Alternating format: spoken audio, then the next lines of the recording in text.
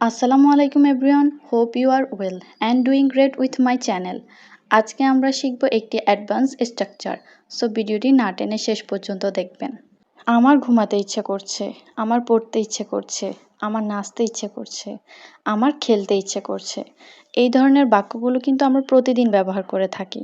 এই সবগুলো বাক্যে আমরা কমন দেখতে পাচ্ছি, তা হচ্ছে ইচ্ছে করছে।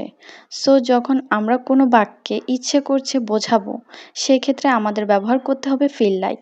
এই ধরনের বাক্যগুলো ইংরেজিতে বলতে হলে স্ট্রাকচার হবে subject plus feel like plus verb plus ING.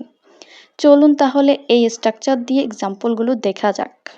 আমার ঘুমাতে ইচ্ছা করছে, আই ফিল লাইক স্লিপিং। আমার পড়তে ইচ্ছা করছে, আই ফিল লাইক রিডিং।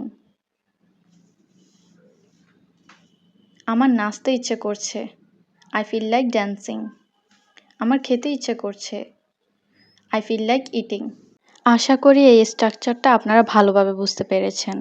এবার আপনারা বলুন, আমার কাঁদতে ইচ্ছে করছে, এই বাক্যটি ইংরেজি কী হবে? আপনারা কমেন্টে জানাতে পারেন।